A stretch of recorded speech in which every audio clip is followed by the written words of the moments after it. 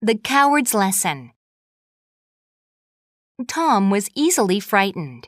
He enlisted in the army because he thought the military would teach him courage. And although he needed courage, he never imagined how he would learn it. During a march across a tract of wilderness to practice guerrilla warfare near his country's frontier, Tom strayed from his squad. He had stopped to gaze at a splendid view of a lush valley. When he turned around, his squad was gone. He searched for them, but because their outfits had camouflage, he couldn't find them.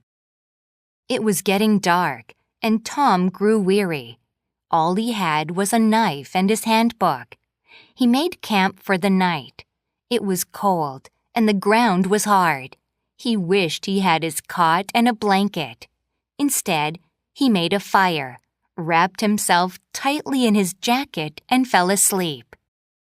A loud noise roused him from his sleep. What was that? He wondered. Then he noticed it. An animal of substantial size had left a print from its paw in the dirt. He sat closer to the fire and looked into the darkness.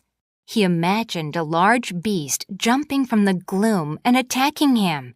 He shook with fear. Tom contemplated many different plans. He was hesitant to act. He decided to stay by the fire, but during his vigil, he heard more noises. He couldn't contend with his fear any longer. He knew what he had to do. He made a torch and followed the prints. He heard a twig snap very close ahead, but he bravely went on. Seconds later, he discovered what had scared him. It was only a sheep. Tom went back to his camp and slept. In the morning, he found his squad. He had finally learned courage. He learned that he had to confront his fear in order to conquer it.